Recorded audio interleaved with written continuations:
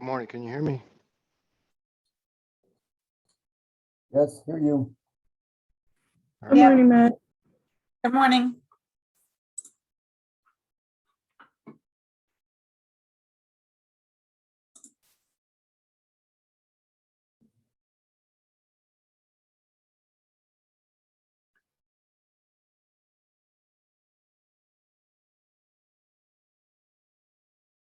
All right, Ruby, you have the PowerPoint, right?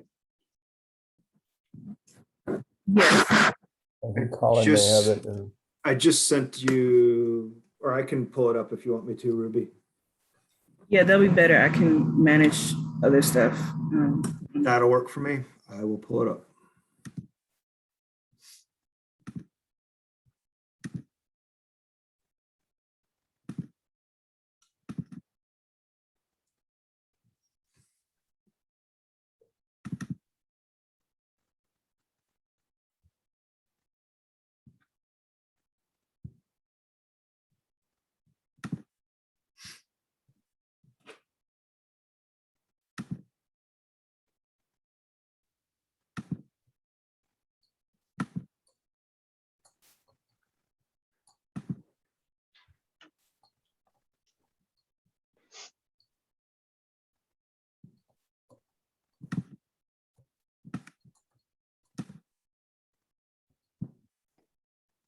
Ruby, you have, you're recording this, Ruby, and have the capability to track the attendees, right? Yes, I have a sign-in sheet. It'll be in the chat box in a moment. Okay, well, do we need a sign-in sheet if we have the reports in Zoom that shows who attended? Is that necessary? I guess not. I made one, but it's okay. Okay. So yeah, so for the attendees, the question, is there a sign-in sheet? We do have in Zoom the ability to track the attendance, and your registration will serve as sign-in sheet. If there's also a sign-in sheet, Ruby, I don't want to detract from that plan, but just to assure everybody we know who's here.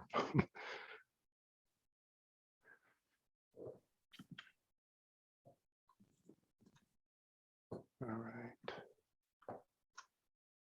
So it's 10:02, and it looks like we've got our panelists, and looks like we have 11 attendees. Are we prepared to get started, Colin? I think so. It looks like we've got Terry too. Okay. So go ahead and get started. I'll defer to you, Matt. Okay. Good morning, everyone. This is Matt Schnars. I'm the Planning and Performance Manager with City of Durham Community Development Department. And we'll just introduce our the people on the city side. Let's just go through and have everybody introduce themselves. Colin.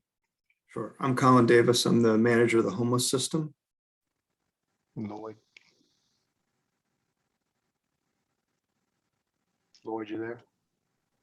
Good morning, everyone. Lloyd Schmeiler, Senior Analyst under Colin with the homelessness team. And Elisa. Good morning, everyone. Elisa Hupp, Senior Analyst working with Lloyd and Colin on the ESG-CV funding. Terry, you there?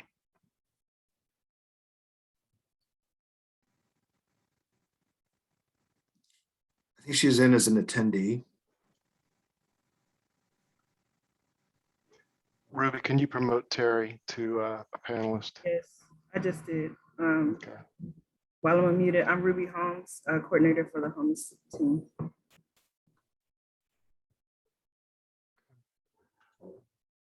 And Terry Porter Holmes is also the Assistant Director of Planning, Performance, and Fiscal Management, and she's being promoted to a panelist, so she may introduce herself shortly, but we'll go ahead and move. Terry, you there? You have done a great job, Matt. I don't have to myself. Thank you. All right. So welcome, everybody. I'm going to just sort of introduce this session, and most of the content, Colin and his team will review the details of that. But so this is the Emergency Solutions Grant COVID-19 ESG-CV RFP workshop.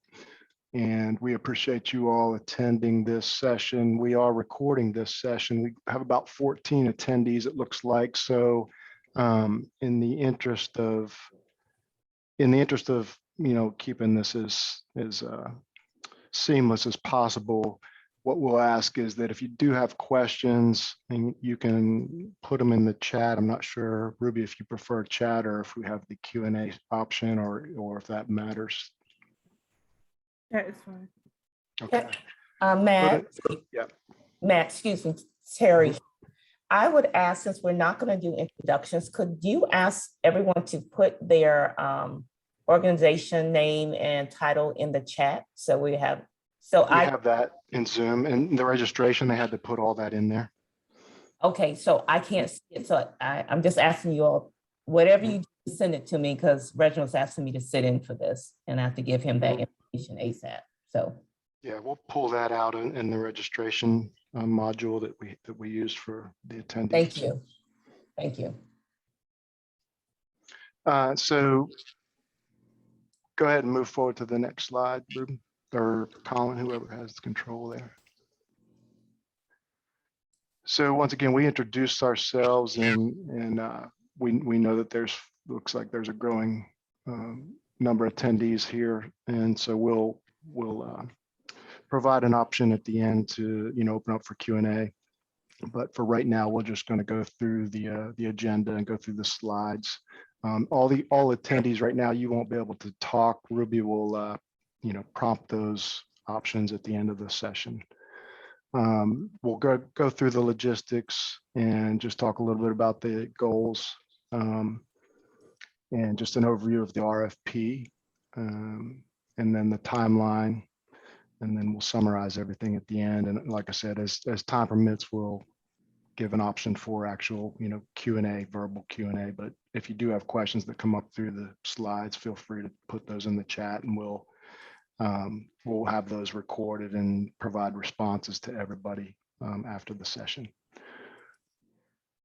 Go ahead, next slide.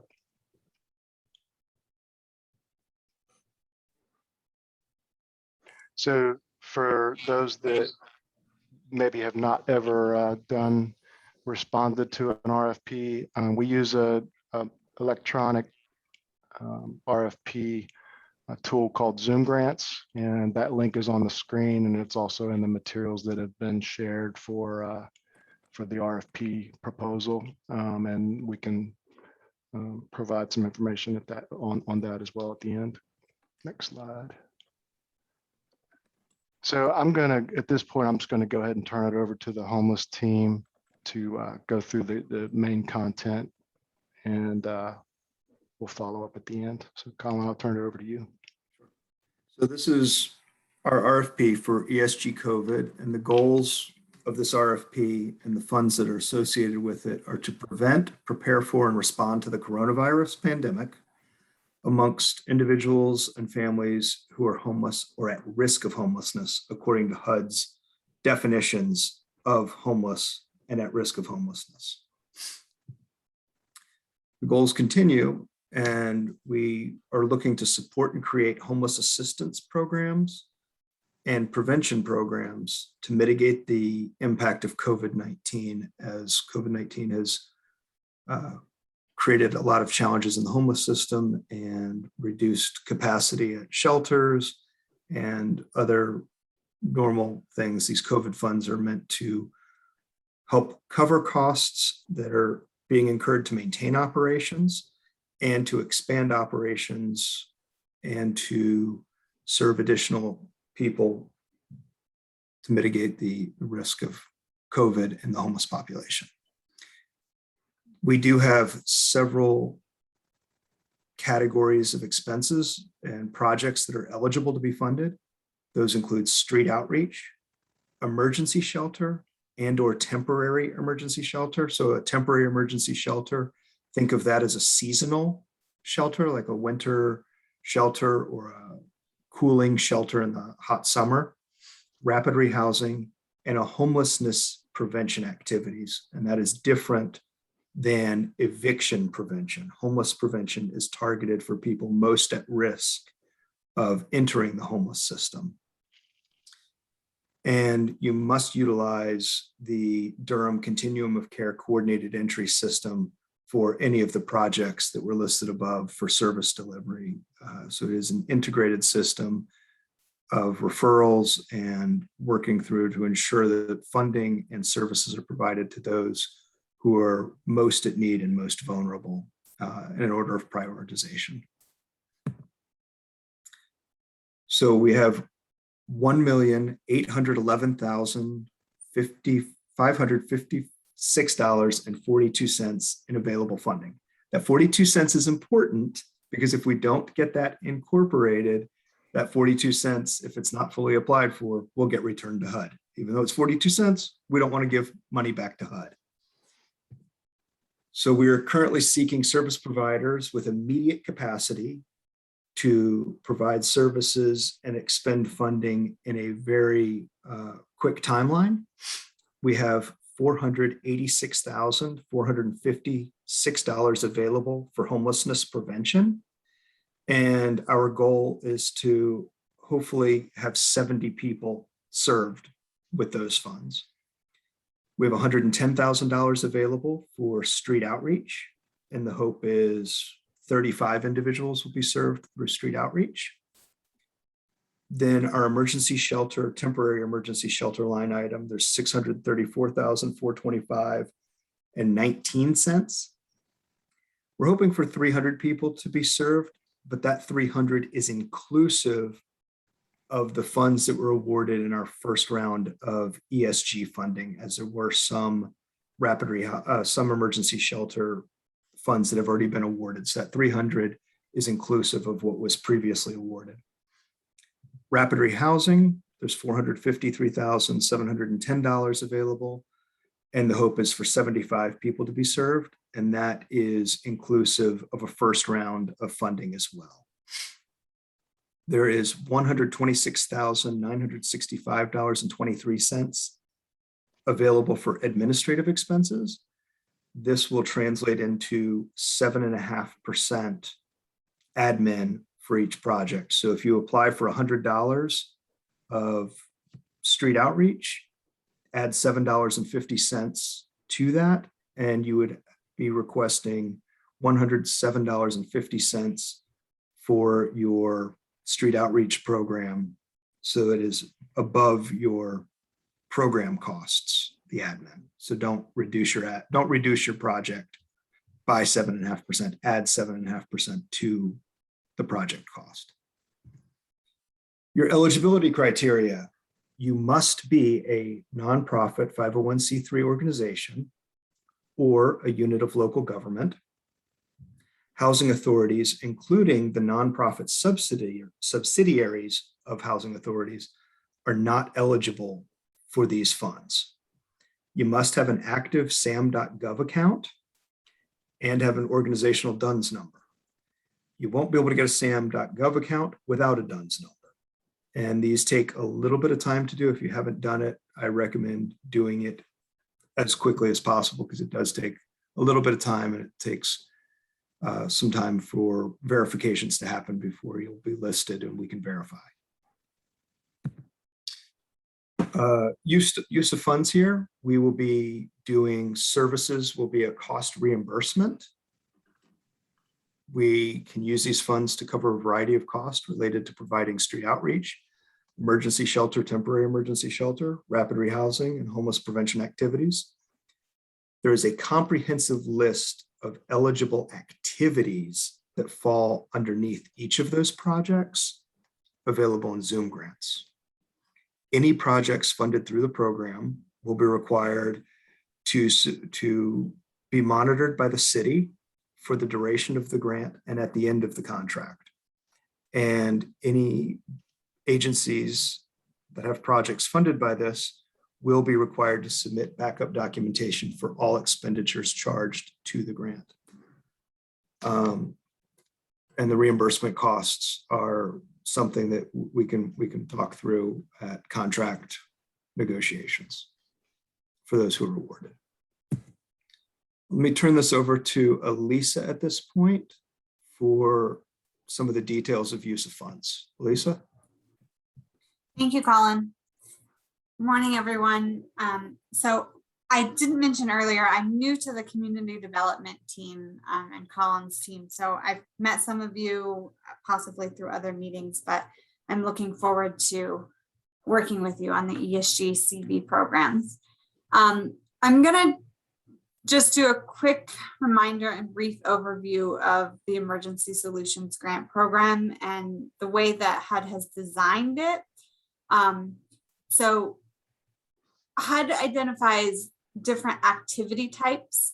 We refer to those activities as kind of your big umbrellas of types of services that you can provide. So the big umbrellas, the activities include street outreach, emergency shelter and temporary emergency shelter, rapid rehousing, homelessness prevention, and admin. Administration is its own activity. And then within each activity, there are different components of services that you can provide. And then within each component, HUD is very specific about what eligible services are. So throughout these slides, we're not going to go into detail for each eligible service. Like Colin said, all of that is available in Zoom grants. If you have questions about eligible services and which components and which activity types those services may fall under, we encourage you to submit questions through our process before responding to the RFP. But hopefully the context of activities versus components of services will make it a little bit easier as you're working through the application questions and give you some context for how we've designed the questions in the RFP. So for the street outreach activity, essential services is the component within street outreach, and essential services includes things like staff wages, salaries, benefits, case management services for people who are experiencing homelessness and sleeping in a place not meant for habitation. Essential services can also include transportation. This is to and from emergency shelter, and then to and from other services that are deemed necessary because the person is homeless and experiencing homelessness and is not connected to an emergency shelter. It can also include things like volunteer incentives if you're using volunteers to do street outreach activity, and staff training on infectious diseases. There are a couple of new activities that, new services that we wanted to highlight, not because there's any difference between doing them versus other eligible services, but they are just new under ESG-CV. And we want to make sure that people are aware that now they're eligible services that you could potentially apply for if you found that you have a need for them. Laundry services and laundry stations are a big one under street outreach. This is new, so it can include things like, I don't know if you all have seen them before, but laundry trucks essentially. So if you're driving out to a site where people are sleeping rough, you can use ESG to pay for the laundry truck to do laundry for the folks while you're out there. It can also include things like personal protective equipment for clients. So if you're purchasing masks and gloves and hand sanitizer to hand out, ESG can now help to support some of those costs. Vaccine incentives is also a new eligible service. It's up to $50 per client. And then loaner cell phones to clients. And we've highlighted this here and then in a few other areas because it is new. It's a new service under each activity type. The sticking point that we want to make sure that we're highlighting is that these cell phones have to be in your organization's name. So you can't pay for a cell phone plan for a client or pay for a cell phone in the client's name, but rather your organization has purchased a cell phone and a cell phone plan and you have lent it to a client to use for a period of time. Okay, Colin, next slide.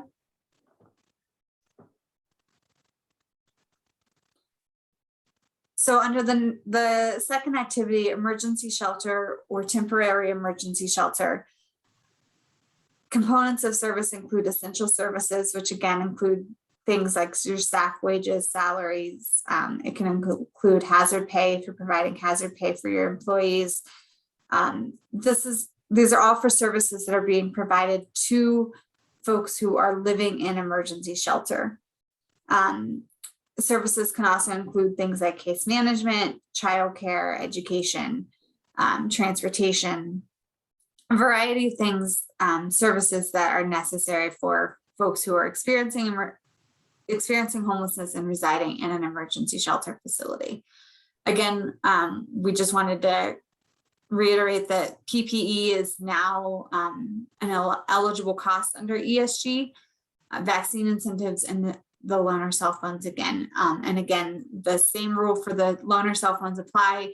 It's always going to have to be under the organization's name, and then you can lend it. You can think of it in the same way that libraries are lending books or electronics. So you're lending an electronic to a client for a period of time, and then they'll return it to you. Next slide. Under rapid rehousing and homelessness prevention, there are 3 components of services: housing relocation and stabilization services. These are things like your housing search, your case management, your security deposits, landlord incentives. Can you go back one slide? Yep, there we go. So landlord incentives, last month's rent, security deposits and last month's rent are all eligible under housing relocation and stabilization services. Under ESG-CV, we didn't highlight it on this slide, but you can also now use the funding to purchase furniture for clients. So if you've moved someone into a new unit and they need furniture, you can use ESG to support those expenses. You can also provide rental assistance, and then essential services. So this is new. So it kind of, case management and housing relocation and stabilization services covered quite a bit, but HUD has opened it up and said now you can provide essential services under the rapid rehousing and homelessness prevention activity types.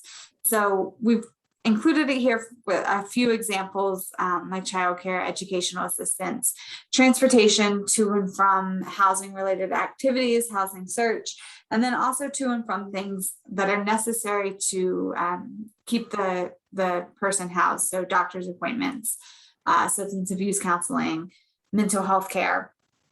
All of those things are now available under rapid rehousing and homelessness prevention. And again, for a comprehensive list, which we encourage you to look at, there's one posted on the attachments in Zoom grants, and it goes into detail and it lists everything that is potentially an eligible service under ESG-CV. Okay, I think we can go to the next slide, and I think I'm going to toss it to Lloyd, who's going to go over the RFP timeline. Thank you, Elisa. Good morning again, everyone. We realize we have a quick turnaround on this RFP, and as hopefully you know from reviewing the RFP, we need these funds spent by the end of June of 2022. So it's going to be about a 9-month contract. At least that's our current goal and intention. So we released the RFP and Zoom grants last Friday, August 13th. We're having this pre-proposal workshop today. We will be providing written document for questions submitted today in the chat and others that are orally given to us in today's session, as well as any other written questions that come in to Elisa by the end of the day tomorrow. That will be the deadline for any questions that applicants may have need to be submitted by tomorrow at 5 p.m. to elisa.hupp@durhamnc.gov.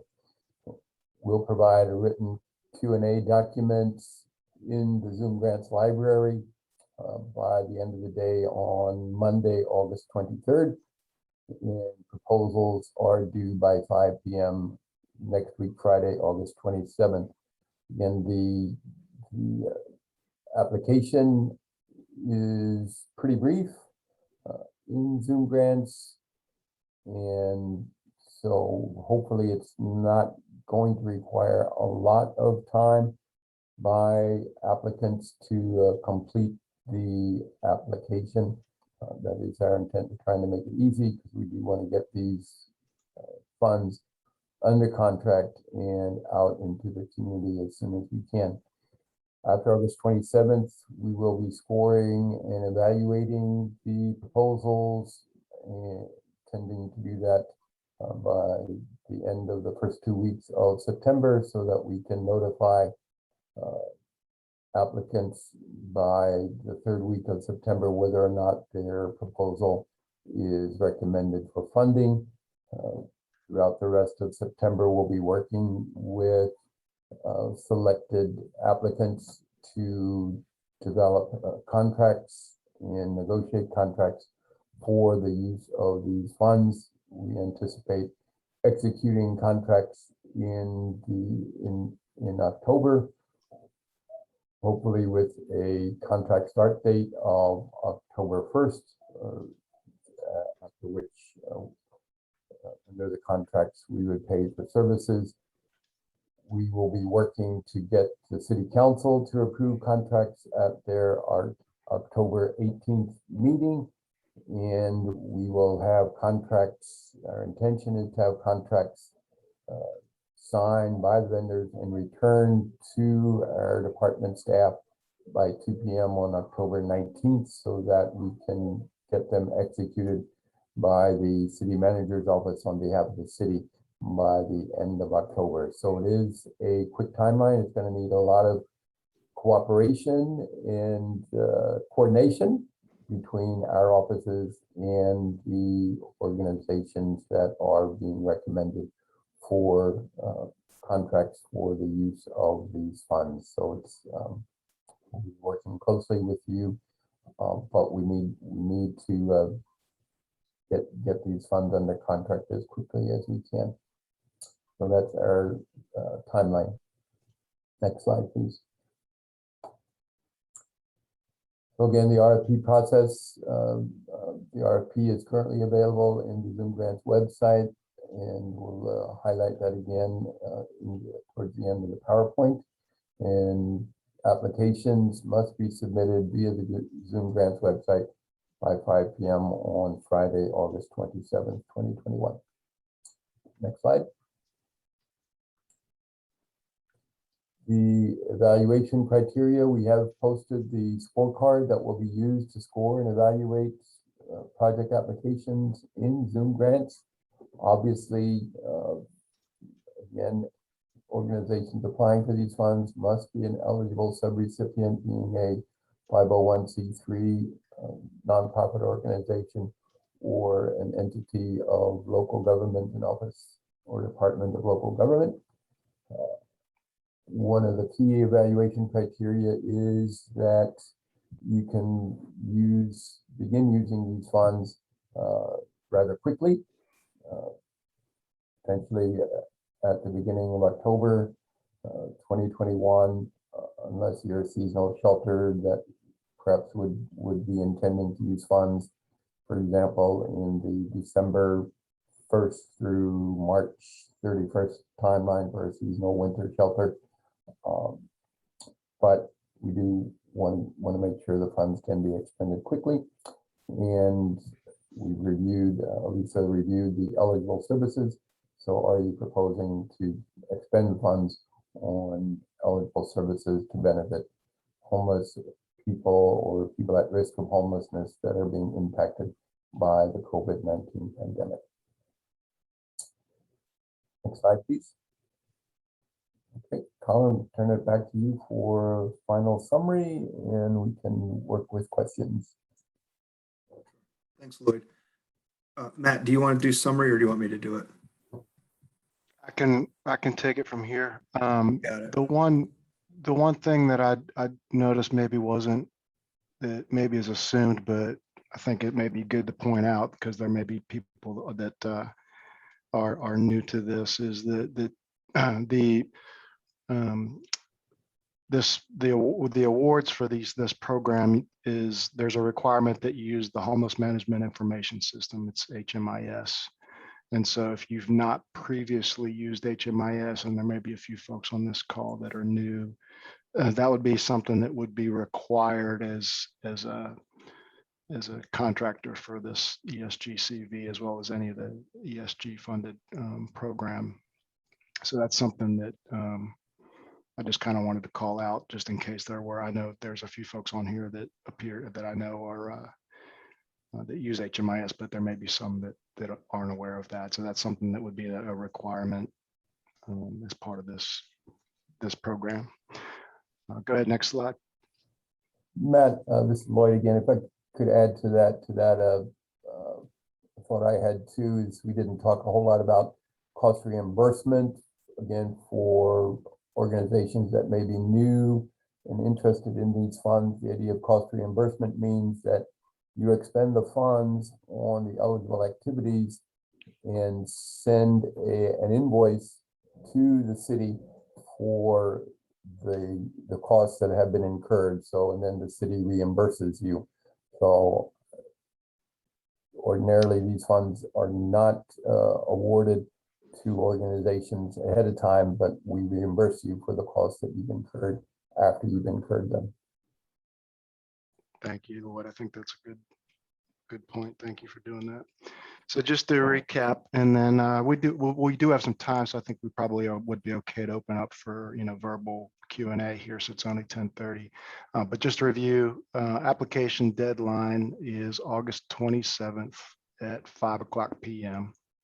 And we won't be able to accept any late proposals. The system, the electronic system in Zoom grants will be turned off at 5 p.m. So that's not 5:01. And so if you are scrambling to finalize and submit the application, just make sure you allot enough time to make that submission.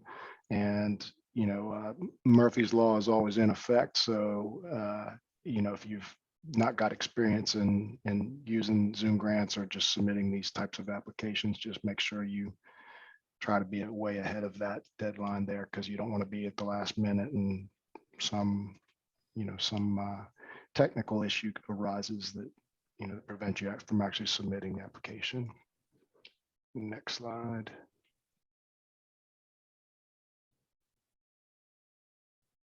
Is this the next slide? Okay, there you go. So once again, proposals submitted via Zoom grants, and I did put the Zoom grants, the link to the actual application in the chat. And for those that may not have experience using Zoom grants, you have to create an account to be able to begin a submission. It's pretty simple. You just create a username and password, and then you'll be able to access the modules, and Zoom grants is pretty seamless after that. Go ahead, next slide. Okay, and so that concludes our presentation, and I'd be inclined to maybe say that we could open up for some Q&A at this point. And it looks like we do have Albert. Albert is one of our team members. Albert has his hand up. Albert has a question.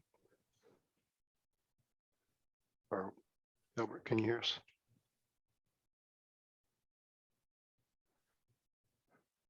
Ruby, I think you'll need to unmute folks, I believe, if I'm not mistaken.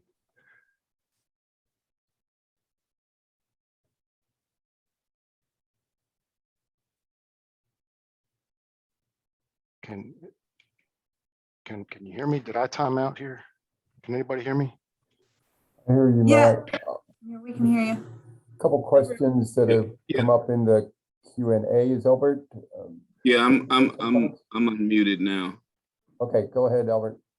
Yeah, what I was going to say is that the team will hopefully forward you a copy of our cost allocation / documentation policy, just so that you have an appreciation of the expectations as you, consider responding to this RFP, particularly because this is, federal money. We have a lot of guidelines that we want to make sure that everybody appreciates on the front end, as opposed to finding out later on. It goes into details like timesheets and, receipts and invoices and just a number of things. And for some people that may be, just kind of BAU in terms of doing business with the city or with a public entity. And for some of you who may be new to this, we just want to make sure you have an appreciation of it, because it is, it does require significant effort on the part of the recipients of the funds. And it's, also critical to our financial and auditability as we, proceed with dispersing these funds. So I just wanted to mention that. And, I'll talk with Colin and the homeless team and Matt on how to get that information to you, just so you can have an appreciation of it as you go down this path. Yeah, thank you. Thank you, Albert. I'm not sure we got you introduced to the group since you joined us a few minutes late. I want to say a brief word about what your role is in the Community Development Department, as you have an important role with us.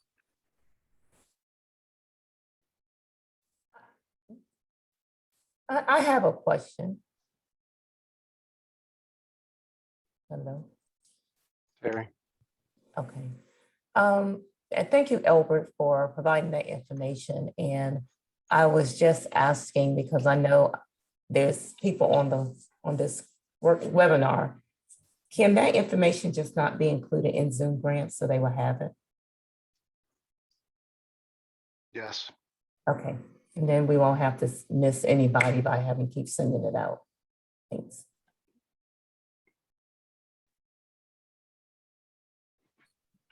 So I see, looks like there's a question, Casey Buchanan. Ruby, can you allow Casey to be unmuted? Casey Buchanan, can you hear us? Yes, I can. Can y'all hear me? Yes, ma'am. Wonderful. So I put this question in the chat, but I wanted to just ask it for conversation. I know that domestic violence and sexual assault service providers have not been required to be in HMIS, and our agency does provide those services, and we currently have government grants from GCC for doing those services. And so while we are not strictly a victim service provider, I was wondering if that would qualify us to not meet the HMIS requirement. You want to take a minute or you want me to? Go ahead, Colin. So Casey, you're correct. HMIS does have those exclusions. However, the ESG, the rules allow you not to use HMIS. You would have to have a similar type database to generate what is called the ESG caper. And that caper pulls very specific, nuanced aggregate data on everything from, ages, genders, race, ethnicities, length of time homeless, income. There's a lot of different data points that the caper collects. So whatever database you use would have to be able to generate a report that could be exported to the HUD SAGE system and uploaded. Yeah, and we do have a victim service provider database. We don't currently have a specific HMIS capability within that database. However, I believe that the database itself would be able to produce a caper-like report.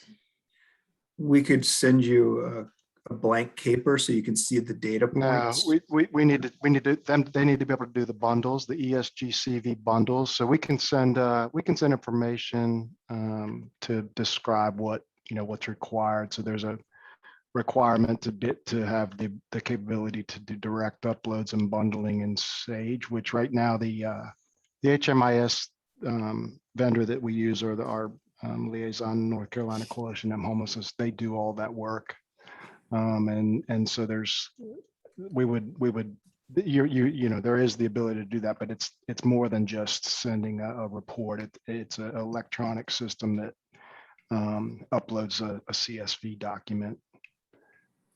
So we can Understood. send that. Is this something that maybe Colin or someone could talk with me a little bit more at length about after this call? Absolutely. Thank you. This is Elisa. Casey, I would recommend that you send me an email as part of the Q&A. If you could send it after this, and in that email, if you can indicate what software you use for your database system, and if it has an HMIS comparable package that you have access to or that you could purchase.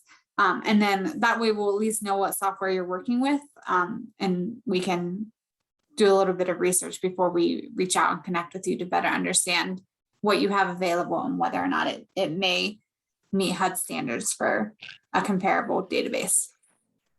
Thank you, Elisa. Will do. Yeah. And the other option is you can reach out to the North Carolina Coalition to End Homelessness and check with them. They're the ones who, as Matt said, sort of do a lot of the bundling for us because they're our HMIS lead agency. And, they're pulling data. We do have a intimate partner violence provider who's in our continuum who has to do HUD required reports and don't use the HMIS. So it's not something that is unique. It just is an extra layer of verifications that we just have to make sure your system can produce the data in the format that HUD needs it to be in. Understood. Thank you.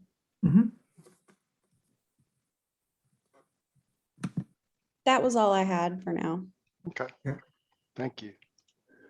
And let's see, I don't see, are there any other questions? Ricky had a question about spending and funds expended. Colin, can you go into more detail about the percentages? Lloyd did answer a question. Well, say what ramifications, if any, are there if not every penny of those ESG funds are spent? What's the effect? Do you want to just let Ricky, Well, she expand typed the question. Yeah. She typed the question in the Q&A. Okay, well, I just thought maybe we could make her. Yeah, go ahead. If you can. Let me just, excuse me 1 second, Ricky. Hello, and I hope you're doing well. Let me just say this for everyone on this call. So as these questions are coming up and the answers, and I appreciate Alicia. I'm sorry if I said your name incorrectly. Elisa. Elisa, yeah. Thank you. I apologize. That's okay. Yeah, that any questions that are going forward, they do have to be emailed. I don't know if there was a time frame of when receiving these questions. I know we're moving very quickly with trying to get these funds out the door and get proposals done. But any questions that are being sent, I just want to let everyone know that all questions have to be documented and it has to be given out to everyone, the questions and the answers. So even the answers, the questions that are going into the chat, I appreciate Matt asking Ricky to say it so we can actually hear it again. But all of these questions, the answers have to be put into a document so everyone that's on this call or ones who are not on the call will have all answers and questions that everyone gets the same information. Now, I know we can do a lot of things in Zoom grants. I'll leave that up to my experts to deal with that. But I just want to make sure that everyone is aware of that it can't be questions kind of answered and people don't know who was on this call, the answers that were provided and the questions that were asked. Is that clear? So I heard nothing, so I assume that's a yes. Okay, thank you. Ricky, your question about if all the funds are not spent, do you want to elaborate on it, or is that your concern is? No, thank you for allowing me to speak. So I know that with the annual funds that the city of Durham receives for emergency solutions grant, if all the funds aren't fully expended, that can impact the amount of money that the city receives for future yearly awards. And so with these ESG-CV funds being for a very specific, purpose of preventing, preparing, and responding to COVID, I was wondering, is there really any, I guess, negative ramification if every penny isn't spent? As Colin mentioned earlier, that spending the 42 cents was super important, and I'm kind of asking the question why. But maybe you all know something I don't, so that's why I'm asking. Thank you. So HUD allocated funds to Durham, and we've got this $1.8 million to go out. And if the funds are not fully spent, there are specific trigger points. One of them is September 30th of this year, and where we're supposed to have 20% of funds spent and accounted for. If we haven't spent 20% of the funds that have been awarded, we will need to produce a spending plan to HUD or have some of the funds recaptured by HUD that will then be taken and given to other jurisdictions in the country. There is another test where 80% of funds need to be spent by March 31st, 2022.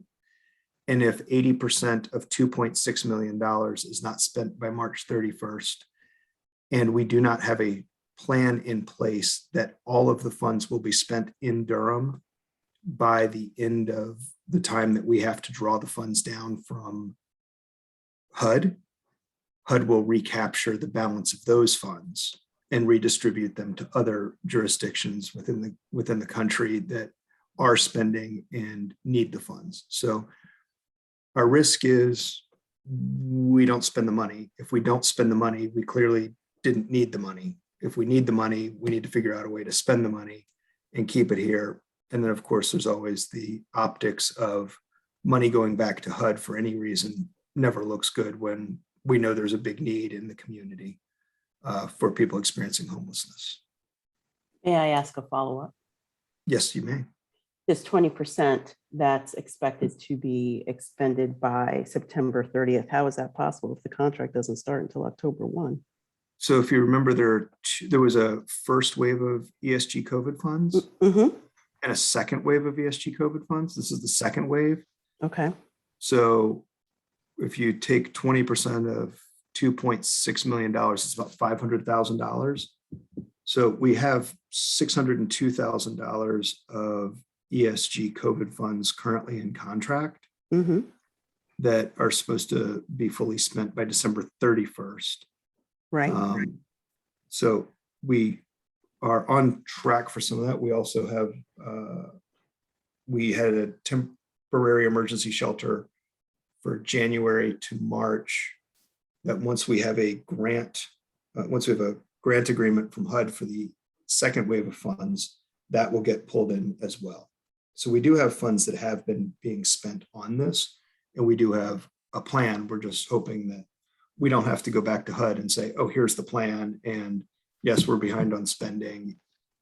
It's more work for all of us if we have to go back to HUD and explain spending plans. Okay.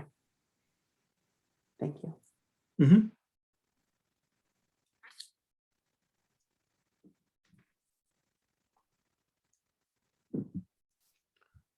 Okay, are there anybody, I think Terry, do you get something to get another comment, Terry?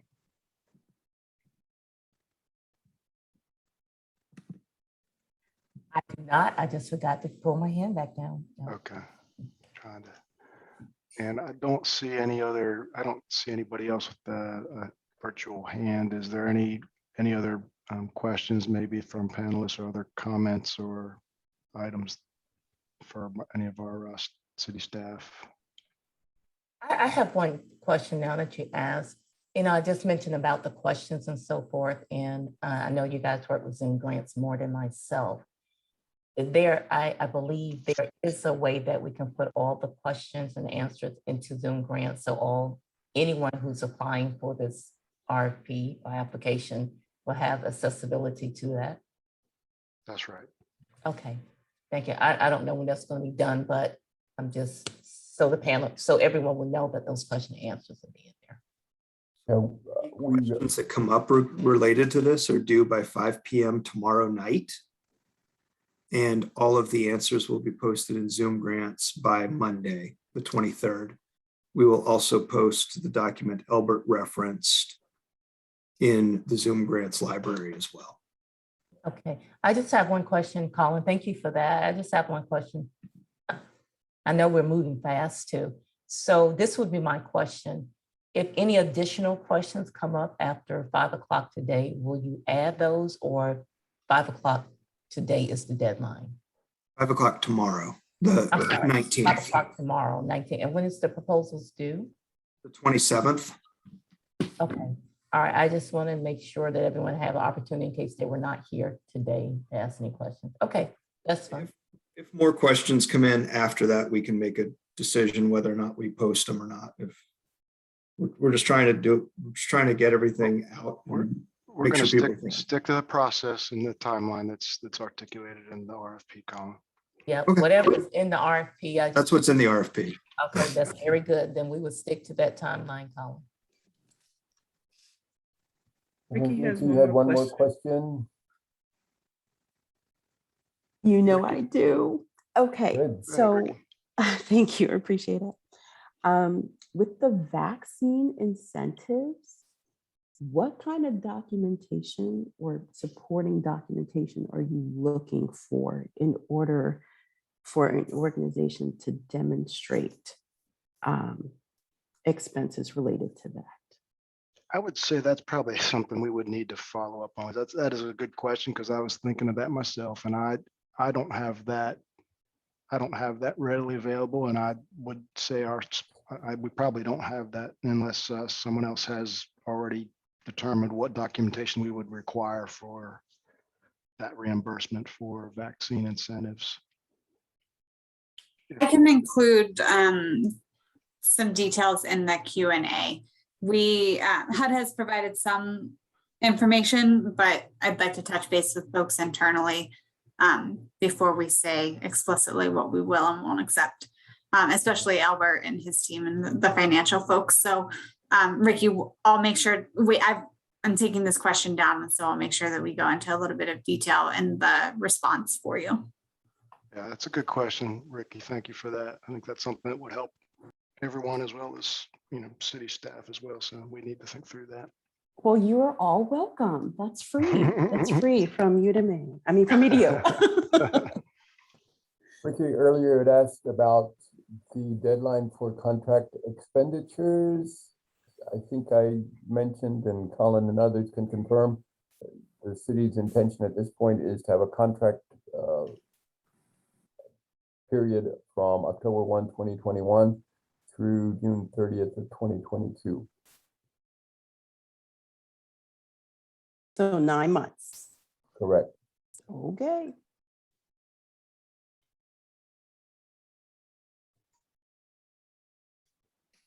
Okay, anybody else? Any other questions that anyone else see? The only way that period would be extended would be if HUD changes drawdown dates and having to have all the funds expended. So at this point, to meet HUD's timeline to have everything spent and drawn by September 30th, contracts would have to end June 30th so that all the invoices can be in and processed.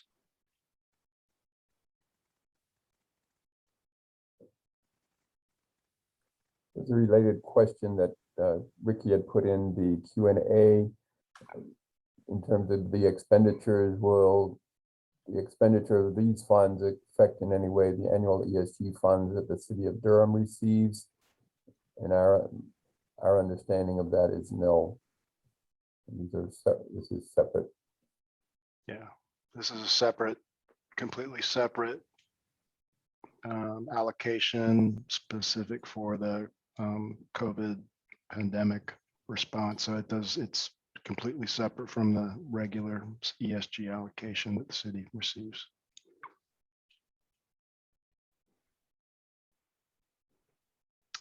And I do see Patrice Bunting has asked the question, are reports due monthly or quarterly? Well, they are, I would say the answer to that is both. We track everything monthly, and then we have to do the SAGE quarterly uploads that include some coordination with HMIS or comparable databases on a quarterly basis, but we are required to report when the activities occur on a monthly basis, basically to correspond to the quarterly expenditure. So there's a quarterly invoice process that we've got in place that includes providing some information on the expenditures per the detailed ESG-CV categories. And so we receive those monthly, and then we take that information combined with information from HMIS or a comparable database that is uploaded into SAGE.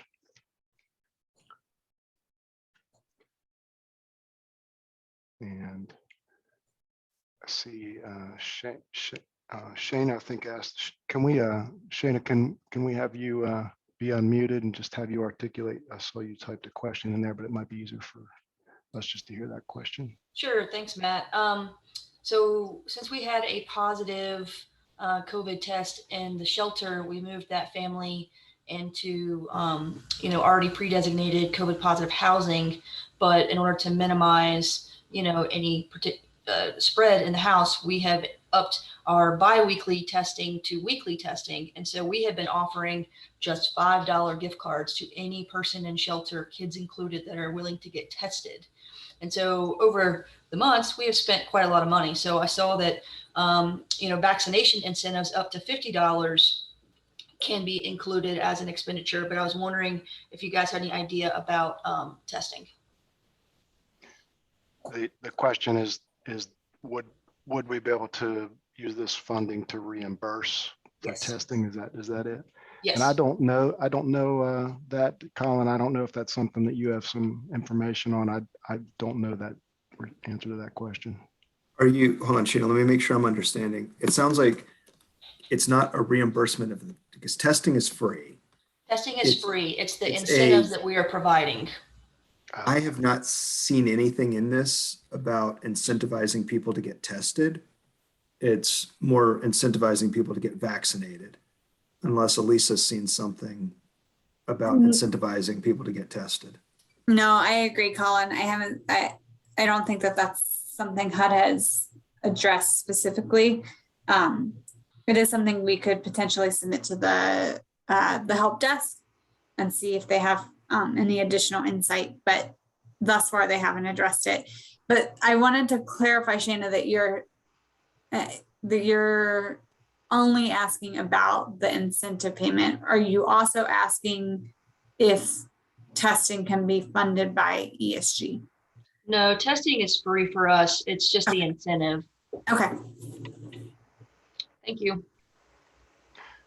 Yeah, so Shane, I think the answer to the question is no, but we will double check to see if there is something that we had missed. But I'm actually looking in the reporting module right now, and there isn't a category for reimbursing for incentives for testing.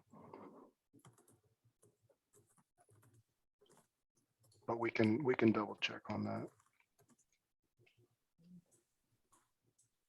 In the chat, Patricia is also asking about what day of the month the invoices need to be submitted.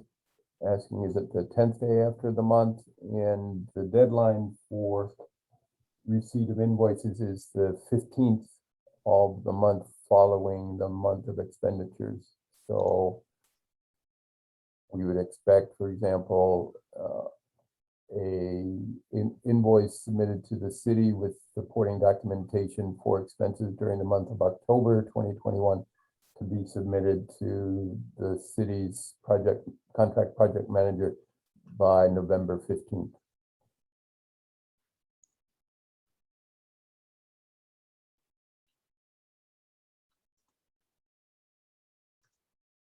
Okay. All right. Any other questions? We're approaching 11 o'clock. I think we've got. Good questions, Got most- everybody. Appreciate Yeah, very good. Okay, so if there aren't any more questions, we'll just close by saying thank everyone for their participation and questions. And this was very, I think, good session, good discussion. I did add the cost allocation policy that was referenced. I did upload that as a document attachment in Zoom Grant, so that's now in there. And once again, we appreciate everyone's time in this session and look forward to receiving your responses to the RFP. Okay. So thank you. Thanks, everyone. Thank you, everyone.